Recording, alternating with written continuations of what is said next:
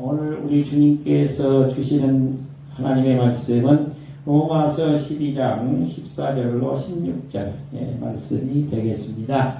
성도의 아름다운 동행이라고 하는 제목으로 하나님의 말씀을 전할 때 은혜 받고 돌아가시는 귀한 시간이 되실 수 있기를 주님의 이름으로 축복해 드립니다.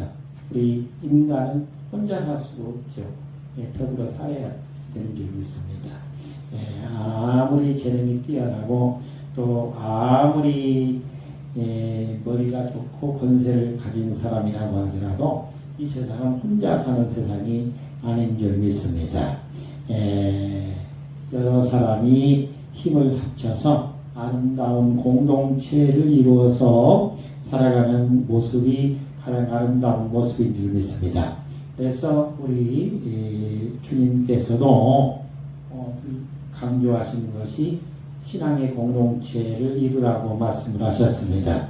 아름다운 공동체 중에서 가장 아름다운 이 단체가 뭐냐? 신앙의 공동체입니다.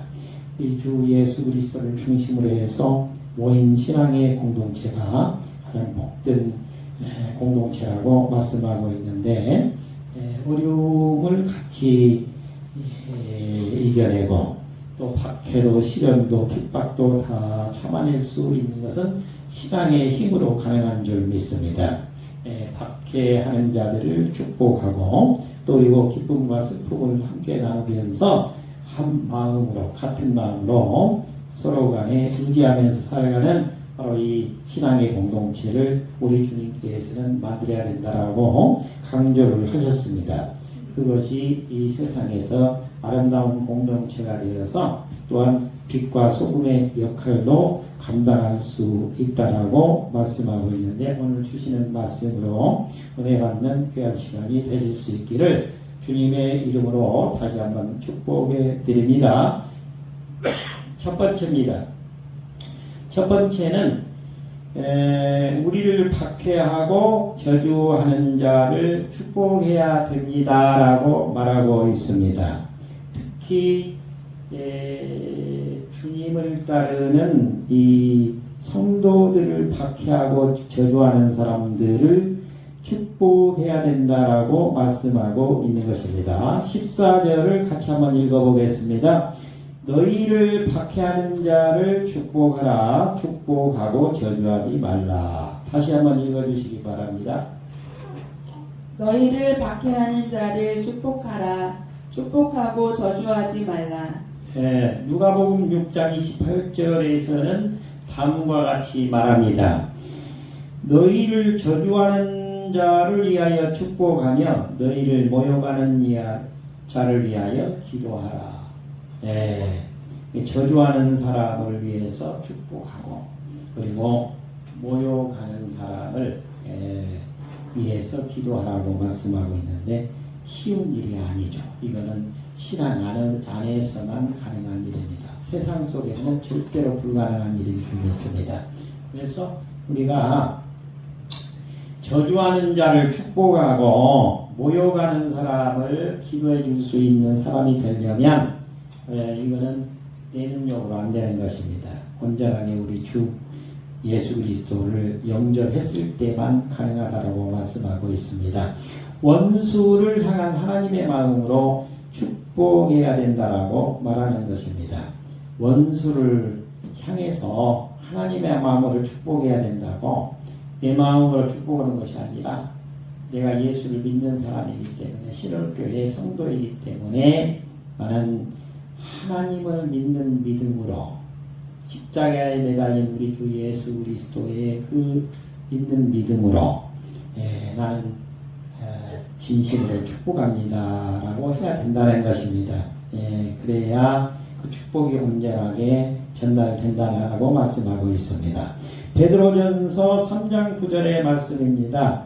악을 악으로 욕을 욕으로 갚지 말고 도리어 복을 빌라고 말씀하고 있습니다. 이렇게 박해하는 사람, 모욕하는 사람, 악으로 행하는 사람, 욕으로 나에게 달겨드는 사람에게 오히려 축복해 주라고 말씀하고 있습니다.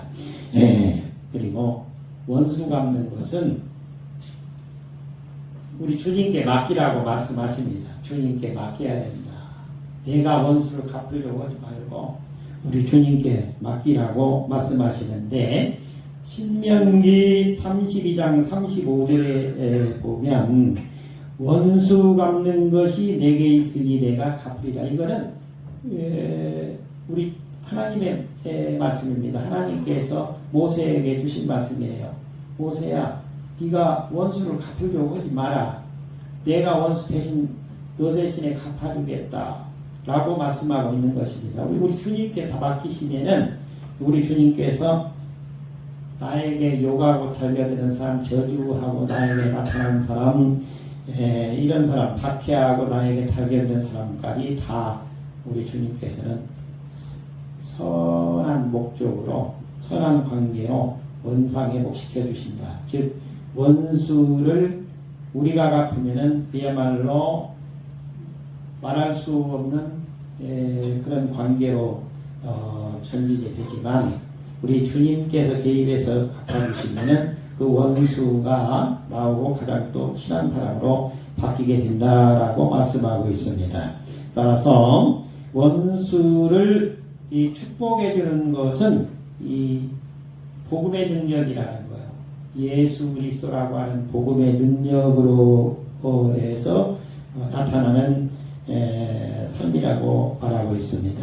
박해하는 사람을 축복할 때 세상 사람들도 우리를 보고 예수 그리스도를 믿는 사람은 다르다 이렇게 얘기할 수 있다는 것입니다. 하나님께 바로 이 원수 갚는 것도 하나님께 맡기고, 그리고 또 원수 갚는 것을 오히려 축복으로 바꿔주시는 것도 우리는 예수 그리스도 온전하게 믿음으로 우리 주님께 맡기면 우리 주님께서 축복에 이르기까지 다 우리 주님이 책임져 주신다라고 말씀하고 있는 것입니다. 초대교회 시대에 많은 성도들이 박해를 받았습니다. 그 중에서 한 성도는 자신을 심하게 괴롭히고 핍박하는 사람을 위해서 매일 기도했습니다. 주변 사람들은 이해를 못했지만 그는 주님이 나를 용서하셨기 때문에 나도 그를 축복합니다 라고 말했습니다. 시간이 지나서 그를 박해하는 사람이 병에 걸려서 아무것도 할 수 없는 상태가 되었습니다. 바로 이때 그 성도가 찾아가서 정성껏 돌보고 기도해 주었습니다. 그 모습을 본 그 박해했던 자가 크게 감동을 받아서 결국 예수님을 믿게 되었다라고 말하고 있습니다. 이렇게 사랑과 축복은 사람의 마음을 바꾸는 하나님의 능력, 복음의 능력이 되는 것입니다. 따라서 하나님의 자녀된 모습은 뭐냐? 미움 대신에 축복을 선택해야 된다고 말합니다.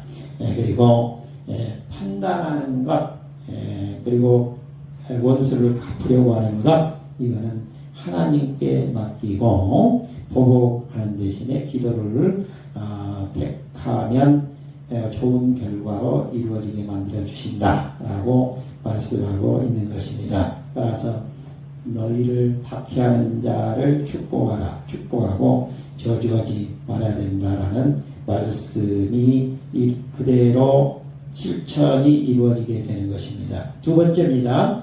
두 번째는 이웃과 함께 즐거워하고 우는 자가 되어야 한다라고 말씀을 하고 있습니다.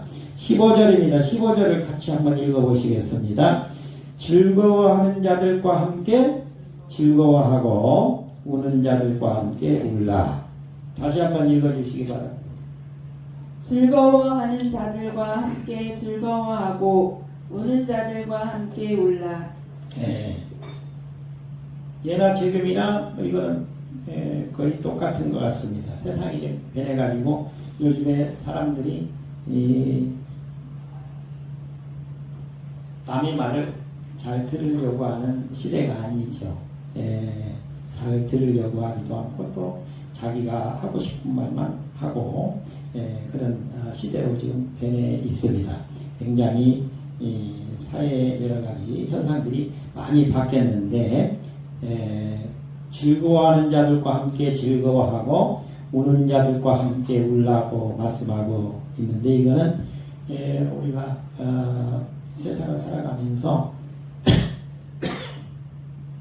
관계에 있어서 이 공감 능력, 특히 사랑의 공감 능력을 발휘해야 된다라고 말씀하고 있는 것이죠. 고린도전서 12장 26절의 말씀인데요. 함께 기뻐하는 삶이 이 세상에서 가장 아름다운 삶이고 멋진 삶이라고 말하고 있습니다. 한 지체가 영광을 얻으면 모든 지체가 함께 즐거워하느니라. 나로 인해서 기쁨이 전달될 수 있도록 해야 된다는 것입니다. 한 지체가 기뻐하면 모두가 함께 기뻐한다. 우리 교회 안에서도 가능한 우리가 즐거운 분위기, 기쁜 분위기를 만들어서 모두가 함께 그 기쁨을 나눌 수 있도록 해야 된다는 것입니다. 함께 기뻐하는 생활이 아름다운 삶이 된다라고 말하고 있는 것입니다. 이웃이 기뻐하면 나도 기쁘고 또 내가 기뻐하면 반대로 이웃들도 나로 인해서 기뻐할 것이라고 하는 것입니다. 그래서 비교하거나 또 비판하거나 질투하거나 이렇게 하는 것보다는 오히려 내가 상대방에게 또 여러 우리 성도들에게 어떻게 하는 기쁨을 나눠줄까, 그 기쁨을 나눠주려고 하는 그 자세, 마음이 아름다운 신앙의 공동체를 만들어낼 수가 있고 또 교회도 살릴 수 있게 된다라고 말씀하고 있는 것입니다. 하나님은 우리에게 함께 짐을 나누니라고 말씀하고 있는데 갈라디아서 6장 2절에 보시면 너희가 짐을 서로 나누어지라고 말씀하고 있습니다. 어려운 일도 함께 나누어지면은 가벼워지는 것이죠. 또 어려운 일 당했을 때 따뜻한 말 한마디만 잘 들어도 위로가 크게 되는 줄 믿습니다. 어려울 때일수록 더욱더 우리가 위로하는 말 그리고 또 사랑의 말을 전달해야 할 필요가 있는 줄 믿습니다. 함께 기뻐하고 즐거워하고 또 함께 슬픈 일을 당한 사람에게는 함께 울어주는 바로 공감 능력이 필요하다는 것이죠. 바로 우리 주님께서는 우는 자들과 함께 울라고 말씀하고 있습니다. 지금 세상이 많이 좋아졌죠. 복지 시스템도 바뀌었고 그런데 지난주인가요? 제가 월요일날 목회뱅크에 가서 우리 목사님들하고 여기 만나서 그 목사님들이 돌아가면서 나오셔서 그 교회 소식을 전해주시는데 그 남원에서 오셨던 그 목사님인데 교회는 크지 않더라고요. 조그만 150명 정도 되시는 교회인데 남원에서 크게 모든 복지시설을 다 하시더라고요. 남원에도 시니어 클럽을 그 목사님이 이제 하신다고 하는데 예산이 한 350억 정도 된다고 그래요. 여기다가 복지관, 그 다음에 이제 무료급식, 그 다음에 장애인 또 시설, 장애인 유치원, 전라도에서 원래는 도에만 하나를 만들기로 되어 있는데 특별히 남원에서도 신청을 해가지고 장애인 유치원까지 좀 만들어가지고 하는데 아주 활발하게 잘하고 계시는데 우는 자들과 함께 우는 일을 통해서 하다 보니까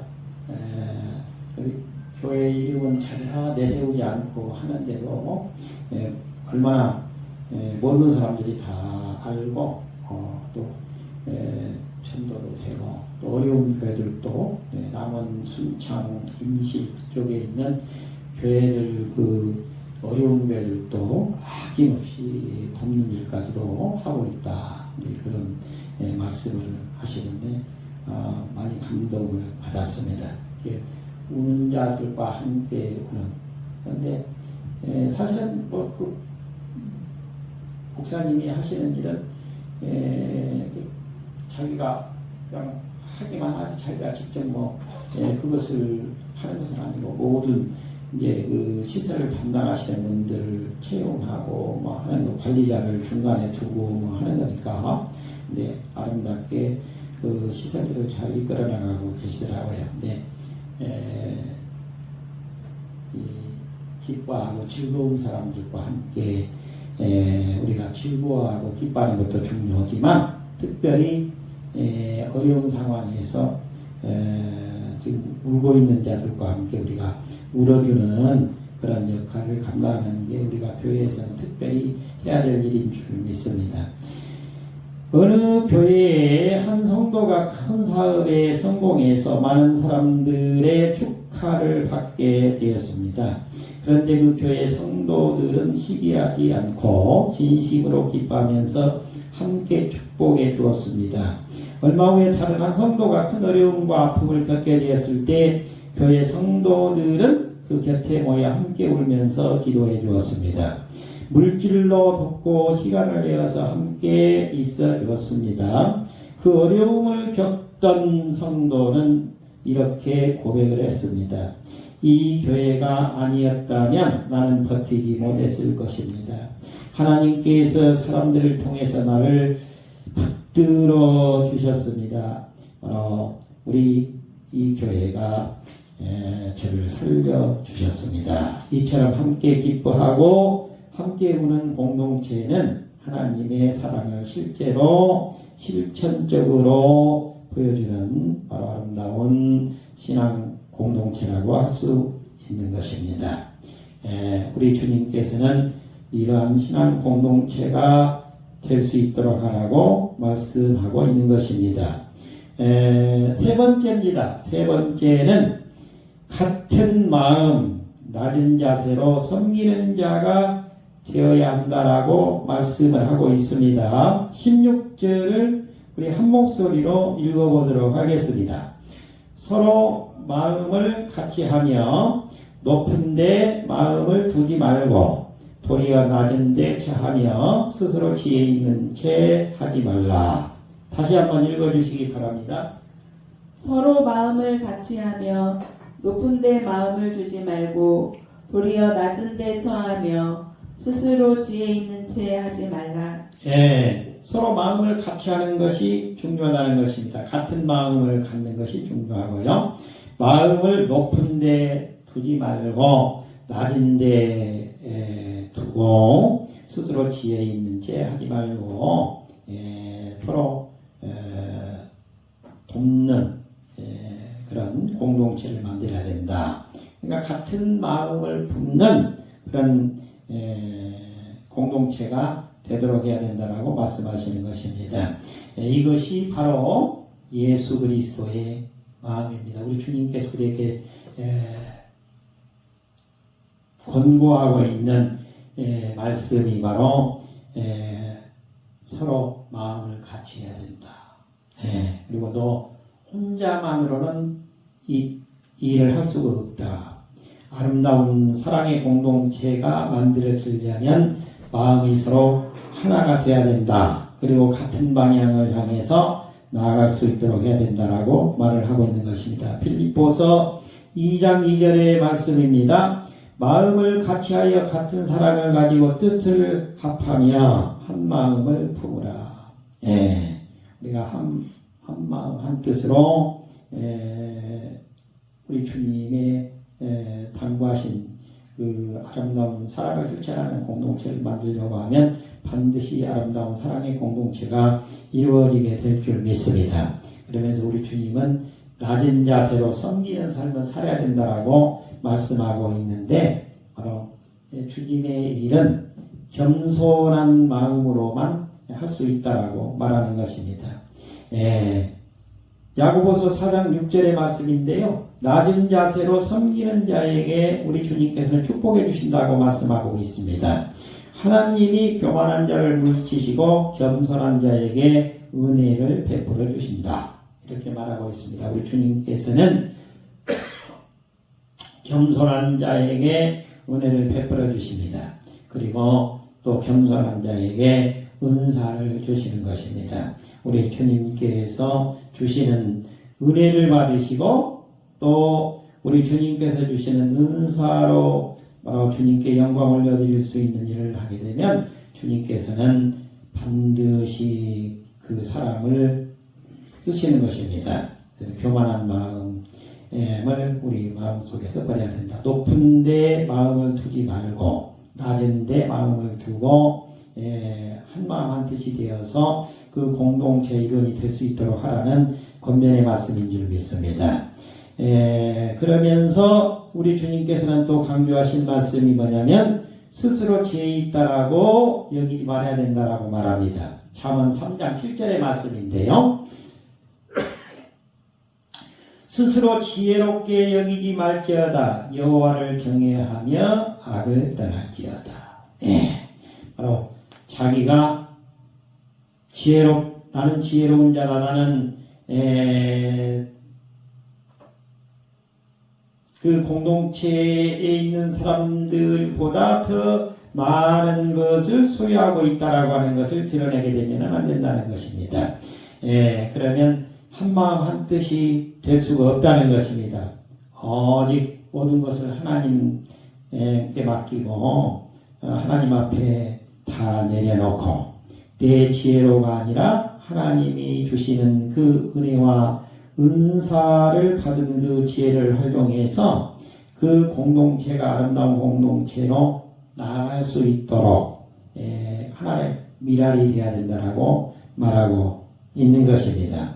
바로 우리가 내 자신의 그 지혜로움을 우리 교회라고 하는 공동체 안에서는 내려놓고 우리 주님이 주시는 그 지혜로 교회를 섬길 수 있도록 하게 되면 우리 주님께서 그 사람을 높여서 크게 사용해 주실 줄 믿습니다.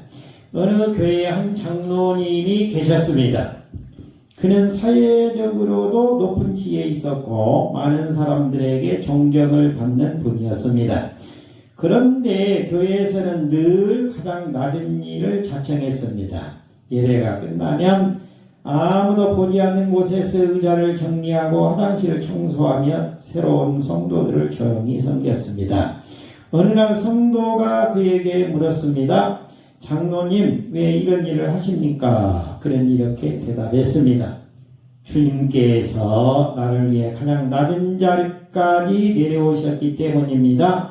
나는 그저 주님을 따라가는 것입니다. 그 모습에 감동을 받은 성도들이 점점 늘어나서 교회 안에 섬김의 문화가 자리잡게 되었습니다. 교회는 섬기는 것입니다. 내 지혜를 드러내고 뽐내는 것이 아니고 내 지식을 드러내는 것이 아니고 내 권세를 주장하는 것이 아니고 교회는 낮은 자리에서 모두가 하나 될 수 있도록 섬기는 자세, 미랄의 자세가 중요하다라고 말씀하고 있는 것입니다. 오늘 우리 주님이 주시는 이 말씀으로 우리를 박해하고 저주하는 자를 축복해야 됩니다. 또 이웃과 함께 즐거운 일이 있으면 함께 즐거워하고 또 울어야 될 일이 있으면 함께 울어주는 자가 되어야 됩니다. 한 마음 한 뜻으로 같은 마음으로 낮은 자세로 내 주장을 하지 말고 섬기는 자로 살게 되면 반드시 우리 주님께서 그 성도님과 함께 그리고 그 성도님이 속한 그 신앙의 공동체 그 교회를 우리 주님께서 크게 쓰실 수 있게 된다라고 말씀하고 있는 줄 믿습니다. 이 성도의 아름다운 동행은 사실은 교회 안에서는 특별한 능력을 필요로 하는 것이 아니라 하나 되게 하는 하나님의 말씀에 대한 순종, 작은 순종으로부터 시작이 되는 줄 믿습니다. 나를 힘들게 하는 사람을 향해서 축복해주고 이웃의 기쁨에 진심으로 기뻐해주고 또 아픈 성도 곁에서 함께 울어주고 기도해주고 겸손하게 낮추는 자세로 섬기는 본을 보이게 되면 그 공동체는 사랑이 충만한 공동체, 따뜻한 공동체가 되어서 하나님께서도 그 공동체를 크게 축복해 주셔서 큰 일을 감당할 수 있도록 만들어 주실 줄 믿습니다. 기도하겠습니다.